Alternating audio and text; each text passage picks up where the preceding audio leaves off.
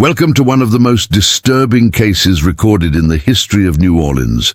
Before we begin, I invite you to leave in the comments where you're watching from and the exact time you're listening to this narration. We're interested in knowing which places and what times of day or night these documented stories reach.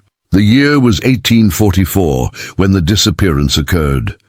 In the humid quarters of New Orleans, where the Mississippi curved like a crescent moon, the Rousseau family maintained one of the most respected households in the French Quarter. Their three-story home on Bourbon Street, with its wrought-iron balconies and courtyard fountain, stood as testament to generations of prosperity built on the sugar trade. It was there, on the evening of September 12th, that Julian Rousseau was last seen in the company of a free woman of color named Celestine Hartwell. By morning, neither could be found. The search that followed would uncover a series of rooms without doors, passages that led nowhere, and a decades-old secret that the most prominent families in Louisiana had conspired to bury. What perplexed investigators from the beginning was the single shoe, a woman's satin evening slipper, found in the middle of Royal Street, 3 blocks from the Rousseau home. It bore no signs of struggle, no marks of violence. It was simply abandoned, as if its owner had dissolved into the thick southern air. More curious still was the handkerchief discovered nearby, monogrammed with the initials J.R., and spotted not with blood, as one might expect, but with what appeared to be candle wax, and a substance later determined to be river clay. How had these items traveled so far from where the couple was last seen? And why did 6 separate witnesses claim to have heard a woman singing from inside the sealed wall of St. Louis Cathedral that same night? The Rousseau family history stretched back to the earliest days of French colonization. Georges Rousseau, Julien's grandfather, had arrived in Louisiana in 1724 with little more than ambition. By 1750, he had established a thriving enterprise shipping sugar, cotton, and indigo back to France. The family's fortunes grew alongside the city itself, their influence extending into banking, real estate, and local politics. By 1844, the Rousseaus were among the wealthiest families in New Orleans, their name synonymous with old money and even older power. Julien was the sole male heir. 26 years old, educated in Paris, and recently returned to assume his position in the family business. Those who knew him described a serious young man, methodical in his habits, reserved in his manner. He was neither particularly handsome nor especially charismatic, but his family name and fortune made him one of the most eligible bachelors in New Orleans society. According to family correspondence preserved in the Howard Tilton Memorial Library at Tulane University, Julian was engaged to be married to Margaret Wilkinson, daughter of a prominent cotton broker, in the spring of 1845. Celestine Hartwell presented a more complicated portrait. Born to a French merchant and a free woman of color in 1820, she occupied the precarious social position of the gens de couleur libre, free people of color, in antebellum New Orleans. Records indicate she owned a small millinery shop on Conti Street, catering to both white and colored clientele of means. Her mother had died when she was 16, leaving her the business and a modest property near Rampart Street. By all accounts, Celestine was uncommonly beautiful, well-spoken, and literate in both English and French. How she came to be acquainted with Julien Rousseau remains unclear from the official record. What we do know, from the household staff who were the last to see them, is that on the evening of September 12th, Julian received a visitor shortly after 8 o'clock. The butler, Thomas Wells, admitted a woman wearing a dark blue dress and matching bonnet. She requested to speak with Monsieur Rousseau on a matter of business.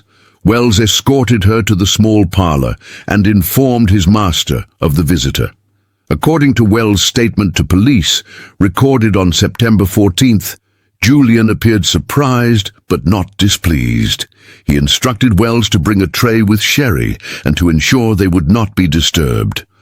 At approximately 10:30 that evening, the housekeeper Mary Sullivan, passing by the closed parlour door, heard low voices engaged in what she described as intense but not angry conversation. She noted that a lamp still burned in the room, visible from the crack beneath the door. This was the last confirmed sighting of either Julian Rousseau or Celestine Hartwell by the household staff. By morning, the parlour was empty. The sherry decanter contained only an inch of liquid. 2 glasses had been used. The lamp had burned out, having consumed all its oil. There were no signs of struggle, no evidence of forced entry or exit. Both Julian and Celestine had simply vanished. The Rousseau family initially treated the matter as a private concern. Etienne Rousseau, Julien's father, questioned the staff but did not immediately alert authorities. It was only when Margaret Wilkinson's family inquired about Julian's absence from a scheduled luncheon on September 13th that the disappearance became more widely known. Even then, the family might have continued to handle the situation discreetly, had it not been for the discovery of Julian's handkerchief and Celestine's shoe on Royal Street by a street vendor early on September 14th. The items were turned over to the City Watch, who recognized the Rousseau monogram and promptly notified the family. It was at this point that Etienne Rousseau reluctantly filed a missing persons report. The official search for Julien and Celestine had begun, but what would emerge from that search would reveal something far more disturbing than a simple disappearance, a web of relationships, resentments, and rituals that stretched back decades before either Julien or Celestine was born. The Rousseau home stood on land that had previously belonged to the Tremé plantation. Before that, according to municipal archives, it had been the site of a small settlement of Choctaw Indians. Local legend held that the ground was sacred or cursed, depending on who told the story. What is documented is that during the construction of the Rousseau home in 1791, workers uncovered a mass grave containing the remains of at least 15 individuals. The discovery was quickly covered up, both literally and figuratively. Construction continued, and the incident was recorded only in the private journal of the architect François Latrobe, which remained undiscovered until 1963, when it was found during renovations to the Cabildo. The first month after the disappearance passed with no significant developments. The City Watch conducted perfunctory interviews with the household staff, business associates, and known acquaintances of both missing persons. Celestine's millinery shop remained closed, its inventory undisturbed. Julian's personal effects, including his pocket watch, correspondence, and portfolio of business documents, remained in his bedchamber. There were no unusual withdrawals from the Rousseau accounts at the Bank of Louisiana. It was as if neither party had planned for an extended absence. The case might have faded from public attention entirely had it not been for the persistence of a single individual, Father Antoine Mondelli, an Italian-born priest assigned to St. Louis Cathedral. Father Mondelli had come to know Celestine through her regular attendance at early morning Mass. In the letter to Bishop Antoine Blanc, dated October 22, 1844, Mondelli expressed concern about her disappearance, describing Celestine as a woman of genuine piety and steady habits, not given to impulsiveness or intrigue. He requested permission to make inquiries among his parishioners and to offer prayers for her safe return. What Father Mondelli discovered in the course of his unofficial investigation would later be compiled in a slim volume titled Notes on a Disappearance, which he never published, but which was preserved in the diocesan archives. Through conversations with Celestine's neighbors and clients, he pieced together a picture of her life in the weeks leading up to her disappearance. According to multiple sources, Celestine had appeared increasingly anxious throughout the summer of 1844. She had been observed on several occasions in deep conversation with an elderly woman known locally as Madame Laveau, possibly related to the more famous Marie Laveau, though this connection remains unverified. More significantly, Father Mondelli uncovered evidence of a long-standing connection between Celestine and the Rousseau family. In his notes, he referenced a baptismal record from St. Louis Cathedral dated April 3, 1820. The entry recorded the baptism of Celestine, daughter of François Hartwell, and Dominique, a free woman of color. What drew Mondelli's attention was the name listed as godfather, Georges Rousseau, Julien's grandfather. This connection suggested a relationship between the families that extended back more than 2 decades before the disappearance. Father Mondelli's inquiries might have continued unimpeded had he not received an unexpected visitor at his modest quarters behind the cathedral. On the evening of November 9th, Etienne Rousseau himself called upon the priest. According to Mondelli's journal entry from that night, the conversation was brief but pointed. Rousseau expressed his appreciation for the priest's concern, but suggested that further investigation would only cause pain to both families. He implied that his son and Miss Hartwell had likely eloped to France or perhaps Cuba, and that discretion would best serve all parties. Before departing, he left a substantial donation for the cathedral's restoration fund. Father Mondelli noted that the amount, $500, was precisely the sum needed to complete repairs to the cathedral's north wall, where workers had recently reported hearing strange sounds at night. Following this visit, official interest in the case noticeably waned. The City Watch closed their investigation in December, citing lack of evidence of foul play. The Picayune published a brief notice stating that Julien Rousseau had reportedly been seen boarding a vessel bound for Marseille, though no passenger manifest ever confirmed this claim. Celestine's millinery shop was sold to settle unspecified debts. By early 1845, it seemed the mystery would remain unsolved, another strange footnote in the complicated social history of New Orleans. But beneath the surface of public record, other currents were moving. In January 1845, a fire broke out in the Rousseau home, destroying a portion of the east wing, including the parlor where Julien and Celestine had last been seen. The damage was contained before it could spread to the main structure, but the timing raised questions among those still following the case. More curious still was the discovery made during reconstruction. Workers uncovered a hidden door behind what had appeared to be a solid bookcase. The door opened onto a narrow passage that led to a small, windowless room containing only a single chair and an oil lamp fixed to the wall. The discovery was documented in the builder's report, but attracted little attention until 1861, when the Rousseau home was requisitioned for use as a Confederate officers' quarters during the Civil War. A Lieutenant James Metcalf from Virginia, assigned to catalogue the property's contents, noted the hidden room in his inventory and described a peculiar odor, not unpleasant but distinctive, resembling church incense mixed with river mud. He also observed scratches on the interior side of the hidden door, as might be made by a person attempting to exit.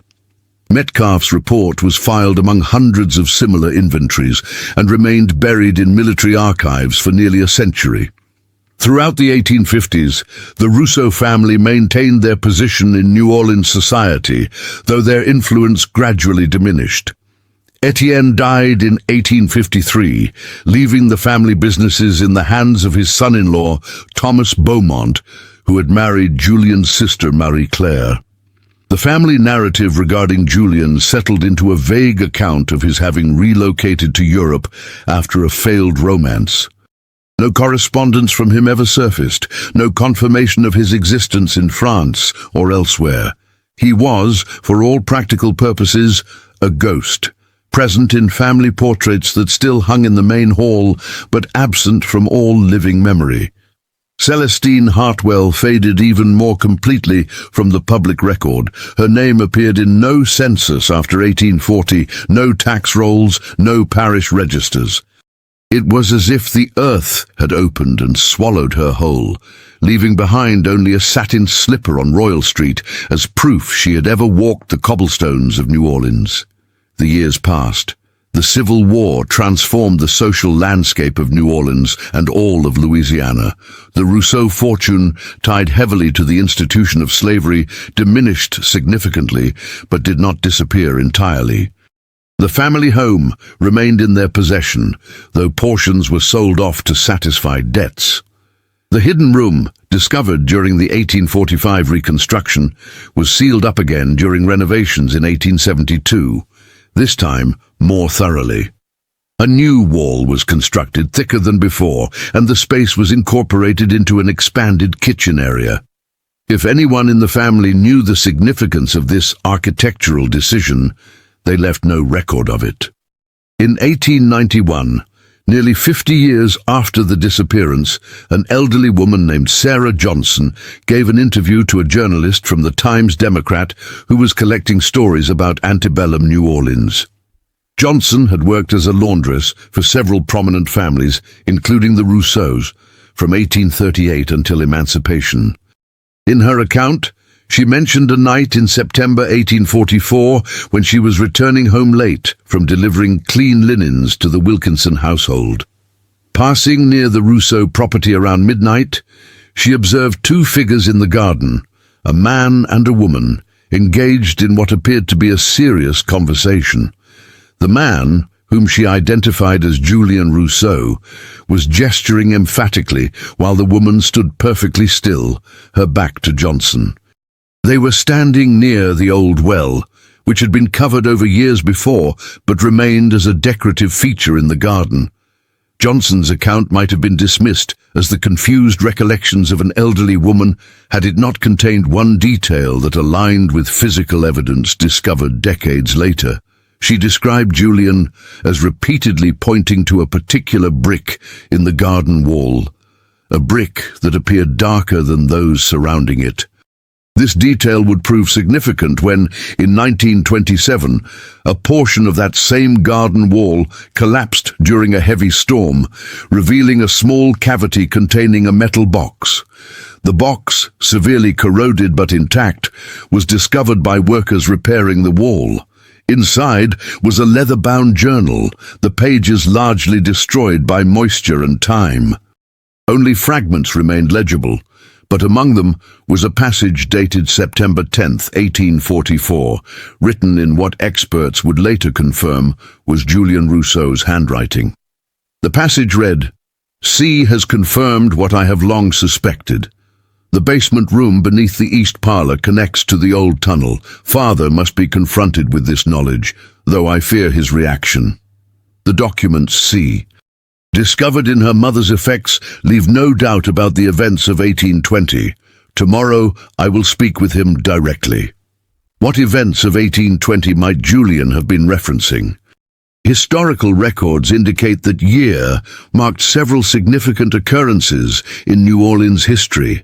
A yellow fever epidemic that claimed nearly 2,000 lives, the completion of the first steamship voyage up the Mississippi from the Gulf of Mexico, and the implementation of stricter legal codes governing the activities of free people of color. It was also, according to baptismal records, the year of Celestine Hartwell's birth. The connections between these facts remained tenuous until 1959, when excavations for a new sewer line along Bourbon Street unearthed a section of previously unknown tunnel approximately 9 feet below street level. The tunnel, roughly 3 feet in height and 2 feet wide, extended for nearly 30 yards before collapse made further exploration impossible. City engineers determined it had once connected to the basement of what had been the Rousseau property, by then converted into a hotel. Analysis of the construction methods dated the tunnel to approximately 1810 to 1820, the period when Georges Rousseau, Julien's grandfather, was at the height of his power and influence. The discovery prompted renewed interest in the long-forgotten disappearance. A graduate student at Tulane University, Martha Gallagher, chose the Rousseau-Hartwell case as the subject of her thesis in historical anthropology. Through meticulous research in municipal archives, church records, and private collections, Gallagher assembled the most comprehensive account to date of the events surrounding September 12, 1844. Her work, completed in 1962 but never published commercially, suggested a narrative far more complex and disturbing than a simple elopement or even a conventional murder. According to Gallagher's research, the connection between the Rousseau and Hartwell families extended back to Celestine's birth and likely earlier. Georges Rousseau's appearance as godfather at her baptism was unusual for a man of his standing, particularly for the child of a free woman of color. Gallagher discovered evidence in notarial records that Dominique Hartwell, Celestine's mother, had previously been owned by the Rousseau family before being granted her freedom in 1817. The circumstances of this manumission were not recorded, but Gallagher noted a significant financial transaction between Georges Rousseau and François Hartwell, Celestine's father, dated 3 months before Dominique's freedom was secured. More revealing still was Gallagher's discovery of a series of payments from the Rousseau family to Dominique Hartwell, beginning in 1820 and continuing until her death in 1836. These payments, recorded in Georges Rousseau's private ledger, now held in the historic New Orleans collection, were substantial, $50 quarterly, at a time when a skilled tradesman might earn $200 annually. The ledger listed the payments under the heading Maintenance of Family Obligations, a phrase Georges used elsewhere to refer to legitimate family expenses. The implication was clear, but remained circumstantial. Celestine Hartwell was almost certainly Georges Rousseau's natural daughter. This would have made her Julien's aunt, though the age difference between them was only 6 years. Such arrangements were not uncommon in the complex racial hierarchy of antebellum New Orleans, where wealthy white men frequently maintained second families with free women of color, sometimes providing for their mixed-race children through indirect means while never publicly acknowledging them. What made the Rousseau-Hartwell case unusual was the apparent breakdown of this unspoken social compact. Gallagher's thesis suggested that Celestine had somehow discovered documentation of her parentage, possibly through papers left by her mother, and had approached Julian with this information. Whether this approach was motivated by a desire for recognition, financial support, or some form of justice remains unclear. What happened next is where the historical record gives way to speculation, though Gallagher's careful research provides several compelling possibilities. The discovery of the tunnel connecting the Rousseau basement to a point several blocks away suggested a means by which Julian and Celestine might have left the house unobserved on the night of September 12th. The tunnel's terminus was near the Mississippi riverfront, where numerous vessels docked daily, offering potential escape from the city. Yet if they had planned to flee together, why was Celestine's slipper found in the opposite direction, on Royal Street? And why would Julian have left behind all his personal effects, including items necessary for travel? An alternative theory emerged from Gallagher's examination of Etienne Rousseau's activities in the days following the disappearance. Bank records indicated an unusual withdrawal of $3,000, a substantial sum in 1844, on September 13th, the day after Julian and Celestine vanished. The following day, Etienne met privately with Judge William Harper, who had long-standing financial ties to the Rousseau family. 3 days later, the city watch officer initially assigned to investigate the disappearance was reassigned to patrol duty in the Tremé district, far from the French Quarter. These circumstances, while not definitive, suggested a deliberate effort to influence the official response to the disappearance. Whether Etienne was protecting his son from scandal, covering up a crime committed by or against him, or executing a more sinister plan of his own devising, the evidence does not conclusively establish. What Gallagher did establish, through property records, was that Etienne Rousseau purchased a small parcel of land in St. Bernard Parish on September 20th, 1844, just over a week after the disappearance. The land, located in a remote area near Bayou Country, contained nothing but an abandoned sugar mill. Etienne never developed the property, and it was sold after his death in 1853. No record exists of any investigation of the site in connection with the disappearance. The most disturbing evidence uncovered by Gallagher came from an unexpected source: the personal diary of Margaret Wilkinson, Julian's fiancée. The diary, preserved by Wilkinson's descendants and made available to Gallagher through a fortuitous family connection, contained entries spanning from January 1844 to December 1845. The entry dated September 10th, 2 days before the disappearance, recorded a troubling interaction with Julian. Margaret wrote, "Jay called today in a state of great agitation. He spoke at length about family legacy and blood relations, much of it incomprehensible. He mentioned a woman named Celestine, saying she possessed documents that would bring down the house of Rousseau. When I pressed for explanation, he became evasive, apologized for his manner, and departed abruptly.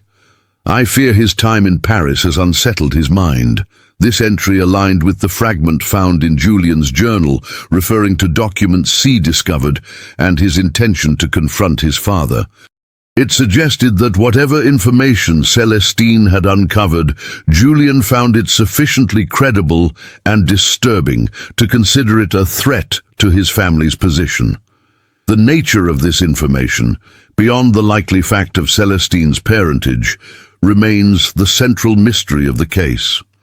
Gallagher's thesis presented several possibilities, each supported by fragments of evidence, but none definitively proven. The most straightforward explanation was that Celestine had discovered not only that Georges Rousseau was her biological father, but that he had maintained her mother, Dominique, in a relationship that was less than fully consensual, despite her technical status as a free woman. Such a revelation, particularly if documented, could have damaged the Rousseau family's standing in New Orleans society and potentially exposed them to legal consequences. A more complex possibility emerged from Gallagher's examination of the tunnel connecting the Rousseau basement to the riverfront. City records indicated that similar tunnels had been discovered beneath other properties owned by prominent families with ties to the transatlantic trade.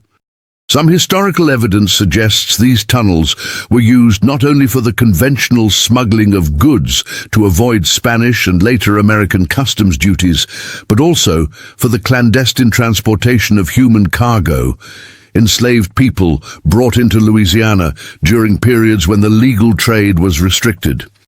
Georges Rousseau's business records, while meticulously maintained regarding his legitimate enterprises, contained noticeable gaps during certain periods between 1810 and 1820, particularly surrounding transactions involving vessels arriving from Cuba and Brazil. These gaps coincided with a significant expansion of his plantation holdings and accompanying increase in enslaved workforce. If Georges had been involved in illegal slave trading during this period, and if Celestine had discovered documentation of this fact, the threat to the family would have extended beyond social embarrassment to potential criminal prosecution and financial ruin. The most disturbing theory proposed by Gallagher, one she approached with appropriate scholarly caution, concerned the mass grave discovered during the construction of the Rousseau home in 1791. The architect's journal, found during the 1963 renovations to the Cabildo, described the remains as arranged in a manner suggesting ceremonial purpose rather than expedient disposal. The journal noted that Georges Rousseau had personally supervised the reburial of the remains in an unspecified location and had sworn the workers to secrecy with both financial incentives and veiled threats. If Celestine had somehow discovered information connecting her biological father to these remains and their treatment, it might explain the extreme response her approach apparently provoked. It might also explain the hidden room behind the bookcase, the tunnel leading to the river, and the parcel of land purchased by Etienne Rousseau in the days following the disappearance. Each of these elements suggested not just concealment of a crime, but systematic infrastructure for activities that needed to remain hidden from public view. Martha Gallagher's thesis was submitted in June 1962 and received high praise from her academic advisors. She was encouraged to develop the work into a book for commercial publication. In September of that year, she traveled to St. Bernard Parish to investigate the property purchased by Etienne Rousseau after the disappearance.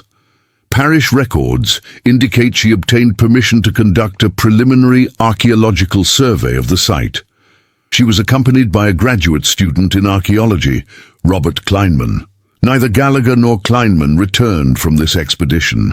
Their vehicle was found abandoned near the property. Despite an extensive search by local authorities, no trace of either researcher was ever found. The investigation into their disappearance remained open for 7 years before being classified as cold. During that time, Gallagher's thesis materials were gathered as potential evidence, then sealed as part of the ongoing investigation. When the case was finally closed in 1969, her research was transferred to the university archives, but remained restricted under the terms of a legal agreement between the university and an unnamed third party. It was not until 2004 that a Freedom of Information Act request finally made her work available to researchers, though certain sections dealing with specific land records in St. Bernard Parish remained redacted for reasons never publicly explained. In the decades since Gallagher's disappearance, the Rousseau-Hartwell case has attracted sporadic attention from historians, paranormal investigators, and true crime enthusiasts. The Rousseau home, after passing through various owners, was eventually converted into a small hotel in the 1980s, capitalizing on the property's haunted reputation. Guests occasionally report strange sounds emanating from the walls, particularly in rooms constructed over what was once the East Wing. During renovations in 1997, workers claimed to uncover a sealed cavity containing a woman's slipper, similar to the one found on Royal Street in 1844, though no physical evidence was preserved to verify this claim. The millinery shop, once owned by Celestine Hartwell on Conti Street, has long since been replaced by newer construction, though a historical marker installed in 2008 acknowledges her as an example of the entrepreneurial free women of color who contributed to New Orleans' unique cultural landscape. The marker makes no mention of her disappearance or her connection to the Rousseau family. St. Bernard Parish, including the property once briefly owned by Etienne Rousseau, suffered extensive damage during Hurricane Katrina in 2005.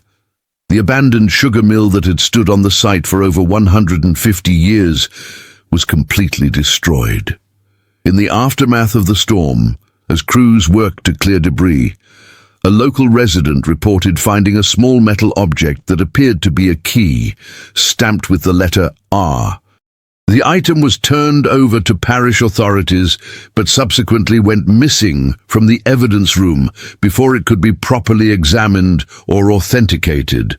The full truth of what happened to Julian Rousseau and Celestine Hartwell on the night of September 12, 1844, will likely never be known with certainty. The physical evidence has largely been lost to time, intentional destruction, and natural disaster. The written record remains fragmentary, much of it filtered through the biases and limited perspectives of the era. What we are left with is a portrait in negative space, the outline of two lives and the powerful social forces that apparently conspired to erase them. Perhaps the most telling aspect of the case is how quickly it faded from public consciousness in its own time. Despite involving a prominent family and unusual circumstances, the disappearance received minimal newspaper coverage and generated little official response. This silence speaks to the power structures at work in antebellum New Orleans, where certain questions simply could not be asked, certain connections not acknowledged, certain truths not spoken aloud, and yet the story refuses to disappear entirely. It survives in fragments of journals, in architectural anomalies, in oral histories passed down through generations of New Orleans residents. It survives in the persistent questions raised by researchers like Martha Gallagher, even as they themselves become part of the mystery. Most of all, it survives in the uncomfortable space between historical fact and speculation, in the shadowland where documented evidence meets the limits of what a society is willing to acknowledge about its own past. In the end, perhaps the most accurate memorial to Julian Rousseau and Celestine Hartwell is not a historical marker or academic thesis, but the persistent echo of their absence, a silence that, over time, has become more eloquent than words. In a city built on stories, theirs remains unfinished, a narrative thread that leads into darkness and never emerges again. For those who listen closely enough, that silence still speaks from the hidden rooms, sealed tunnels, and unmarked graves of New Orleans, bearing witness to what happens when powerful men decide that certain truths must never come to light.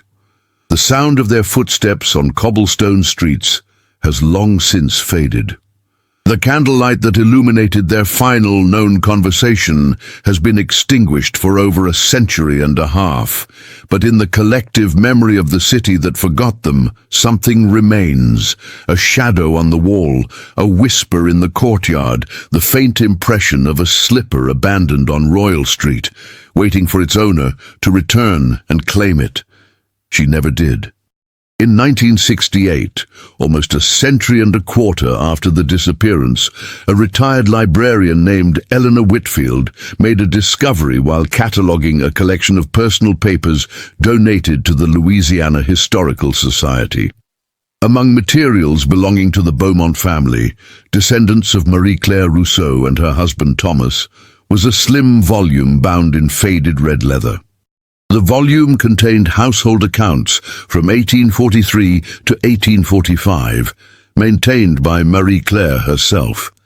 Most entries were mundane: purchases of fabric, payment to servants, costs of entertaining. But a single entry, dated September 13, 1844, the day after Julian and Celestine vanished, stood out for its cryptic nature. Payment to Dr. Vernon for night services and discretion, $150. The substantial amount, equivalent to several months' wages for a skilled worker, suggested services far beyond routine medical care. Dr. James Vernon, as Whitfield discovered through further research, was not primarily a physician to the living. His main practice involved preparing bodies for burial, what would now be considered the work of a mortician. That the Rousseau family would summon such a practitioner in the dead of night and pay handsomely for his discretion raised disturbing questions about the events of September 12th. Whitfield's discovery might have led to renewed investigation of the case had she not suffered a stroke shortly after documenting her findings. She died 3 weeks later, leaving her notes incomplete and unorganized. The red leather volume was returned to the Beaumont collection, where it remained uncatalogued for another decade due to staffing limitations at the Historical Society. When the collection was finally processed in the late 1970s, the account book was listed in the inventory, but its significance went unrecognized. The reference to Dr. Vernon was buried among hundreds of similar entries, its connection to the Rousseau-Hartwell disappearance once again lost to institutional oversight. This pattern, of evidence emerging briefly before being obscured again, has characterized the case from its inception. It suggests not a supernatural curse, as local ghost tours might imply, but something perhaps more unsettling, a persistent social mechanism that functions to conceal certain types of historical truth. The disappearance of Julian Rousseau and Celestine Hartwell occurred at the intersection of race, class, family, and power in a society structured around maintaining rigid boundaries between these categories. Any genuine investigation threatened to expose not just individual wrongdoing, but the functioning of the system itself. In 1982, during renovation of St. Louis Cathedral, workers discovered a small cavity in the north wall, the same wall Father Mondelli had sought funds to repair in 1844. Inside was a tarnished silver locket containing a miniature portrait of a young woman whose features suggested mixed European and African ancestry. The reverse side bore an inscription, "CH, until we meet in a better world." Cathedral records indicate the discovery was turned over to the archdiocese, but subsequent inquiries by researchers have been unable to locate the item in diocesan archives. A church representative stated in 2012 that no record exists of such an object ever being found. The decades passed. New Orleans weathered storms, both meteorological and social. The French Quarter, once the domain of families like the Rousseau, transformed into a tourist destination where the city's complex history was simultaneously celebrated and sanitized for mass consumption. Ghost tours included the Rousseau home on their routes, though the stories told by guides often bore little resemblance to the documented facts of the case. In the popular imagination, Julian and Celestine became tragic lovers whose romance defied the conventions of their time, a narrative more palatable than the possibility that their disappearance represented something far darker about the society that produced them. In 2015, a graduate student in forensic anthropology at Tulane University, Darius Washington, undertook a modern analysis of the limited physical evidence associated with the case. Working from photographs and descriptions of items that had long since disappeared, Washington applied contemporary methodologies to historical materials. His findings, published in the Journal of Forensic Anthropology, suggested that the river clay found on Julian's handkerchief was consistent with soil from a very specific area, a section of riverbank near what had once been a private docking facility owned by the Rousseau family. This location was less than a quarter-mile from where the underground tunnel discovered in 1959 would have emerged. Washington's research also examined architectural plans of the Rousseau home, comparing the original blueprints with subsequent renovations. He identified a discrepancy in the dimensions of the basement level before and after 1845, the year of the fire that damaged the East Wing.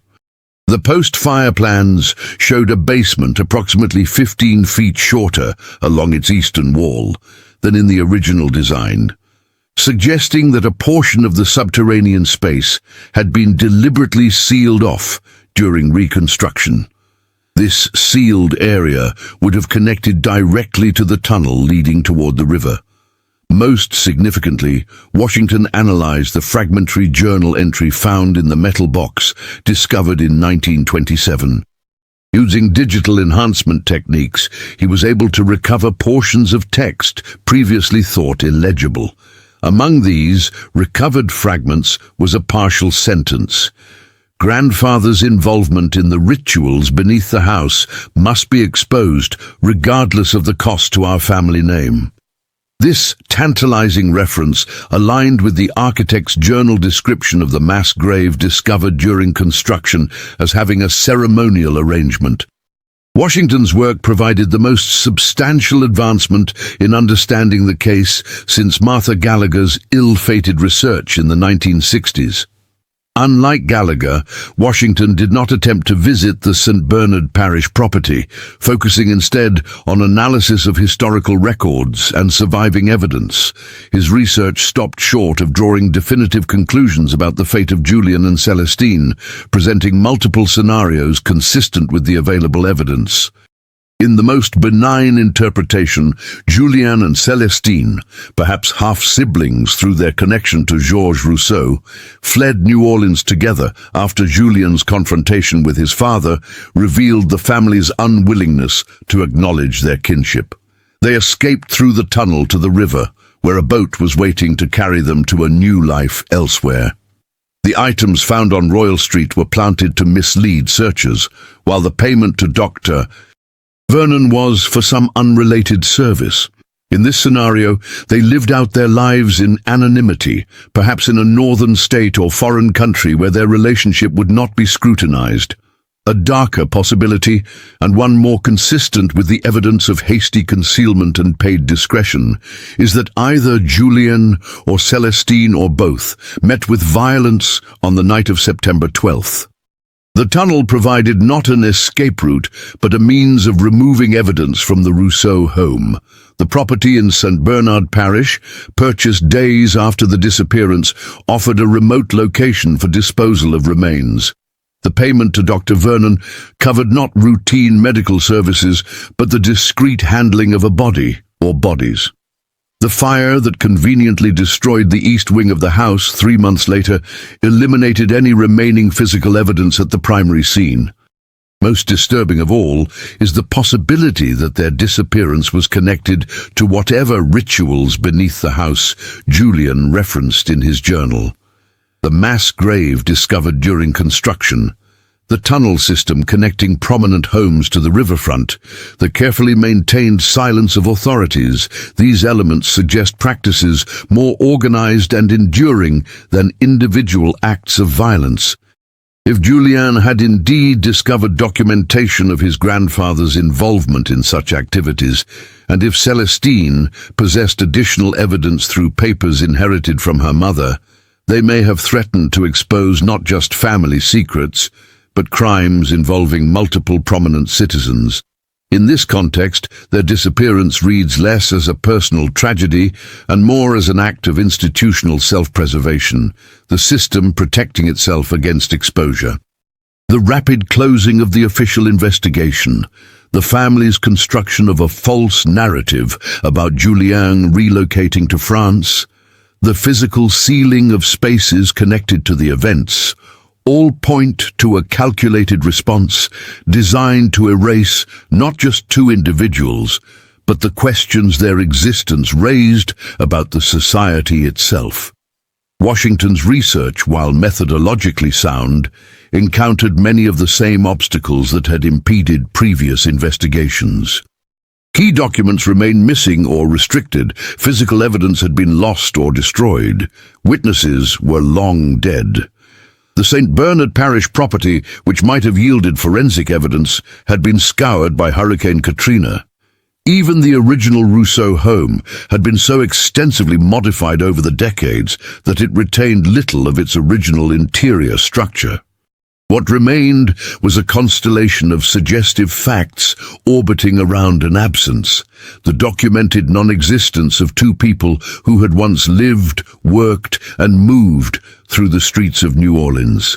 In October 2019, a descendant of the Beaumont family granted access to a previously unpublished collection of letters written by Marie-Claire Rousseau to her daughter Élise between 1860 and 1870. In a letter dated March 12, 1867, Marie-Claire made a cryptic reference to her brother. "Today would have been Julien's 50th birthday. I still dream of him sometimes, standing by the old well in the garden, trying to tell me something I cannot quite hear. Father took the truth of that night to his grave, and perhaps it is better so. Some burdens are too heavy for the next generation to carry." This passage, the only reference to Julian in all of Marie-Claire's surviving correspondence, suggests she believed her brother was deceased rather than living abroad. More tellingly, it implies that Etienne Rousseau possessed definitive knowledge about the events of September 1844 that he never shared even with his remaining children. The reference to the garden well aligns with Sarah Johnson's account of seeing Julian and a woman near that location on the night of the disappearance, lending credibility to her testimony. The well itself features in another piece of evidence discovered in 2021. During a routine digitization project, archivists at the historic New Orleans collection found an invoice from a construction firm dated October 1844, billing Etienne Rousseau for filling and sealing of garden well with additional reinforcement as specified.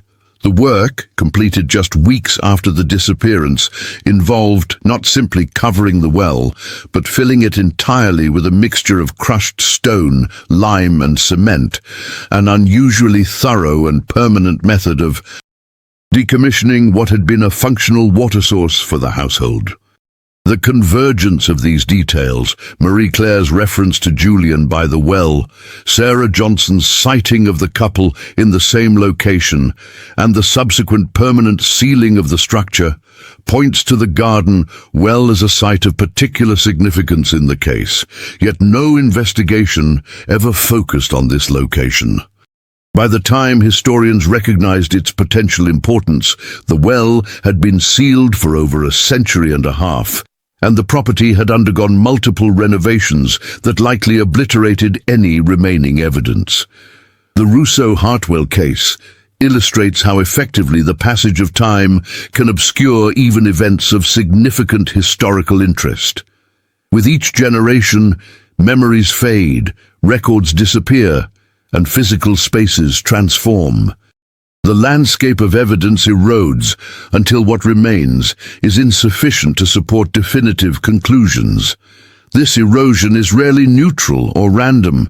It often follows patterns that protect certain interests while exposing others. In New Orleans, as in many places, the stories that survive tend to be those that powerful institutions and families allowed to survive. What happened to Julian Rousseau and Celestine Hartwell on September 12, 1844? The most likely scenario, based on the accumulation of fragmentary evidence across nearly 2 centuries, is that they died that night or shortly thereafter, their bodies disposed of with the assistance of Dr. Vernon and possibly buried or concealed on the remote property in St. Bernard Parish. Their deaths were almost certainly connected to information they had discovered about Georges Rousseau's activities, information threatening enough to warrant extreme measures to prevent its disclosure. The family's subsequent actions, sealing off portions of the house, filling in the well, constructing a false narrative about Julian's relocation, ensuring that Celestine's name faded from public record, all suggest a deliberate effort to erase not just the event, but the questions it raised. Yet despite this erasure, traces remain. A handkerchief on Royal Street, a slipper found decades later in a sealed wall, a hidden tunnel leading to the river. A journal fragment mentioning rituals beneath the house, a payment for night services and discretion, a locket inscribed with the initials C.H., a well filled with stone and lime. Together, these fragments outline a shape that, while incomplete, suggests something more methodical than a crime of passion or a thwarted elopement. They point to a calculated response to a perceived threat, the threat of exposure. What truth was so dangerous that it required the disappearance of 2 people and the construction of an elaborate false narrative? The historical context offers several possibilities: illegal slave trading during a period of restriction, exploitation of women legally designated as free but practically constrained by social and economic forces, ritualistic practices connected to the mass grave discovered during construction, or perhaps some combination of these elements. Whatever the specific nature of this truth, it implicated not just Georges and Etienne Rousseau, but potentially other prominent families connected to their business and social circles. In this light, the disappearance of Julian and Celestine represents not just a personal tragedy, but a moment when the machinery of historical erasure becomes visible in operation. It shows us how effectively power can silence inconvenient truths, how physical spaces can be reconstructed to eliminate evidence, how official records can be shaped to support preferred narratives, how social pressure can discourage uncomfortable questions. Most disturbingly, it demonstrates how these mechanisms can function without explicit conspiracy, how individuals acting to protect family interests, institutions maintaining their authority, and social conventions enforcing their boundaries can collectively produce a silence that persists across centuries.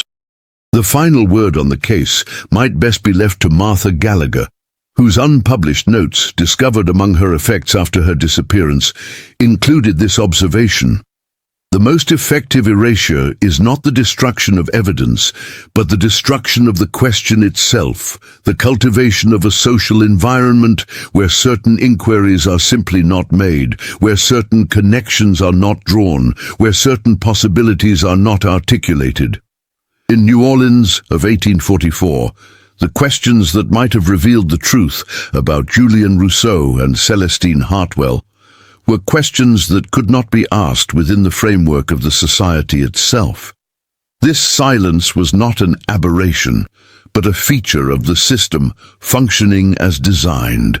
Gallagher's insight applies not only to antebellum New Orleans, but to our own relationship with difficult historical truths. The disappearance of Julian and Celestine occurred at the intersection of racial hierarchy, family power, economic interest, and social convention. The mechanisms that obscured their fate, selective documentation, physical concealment, narrative construction, institutional pressure, continue to shape which aspects of our past remain visible and which fade into silence. In this sense, their story is not finished, not fully told, not completely heard. It continues to unfold whenever we confront the gaps in our historical record and recognize them not as neutral absences, but as silences with their own complex histories. Histories that speak volumes about what societies choose to remember and what they work to forget. On September 12, 1844, two people vanished from a house in New Orleans. Nearly 2 centuries later, their absence still echoes through the historical record, raising questions that no single discipline, neither history nor archaeology, neither forensic science nor archival research, can fully answer. Their story persists in the margins of documents, in the anomalies of architecture, in the contradictions of family narratives.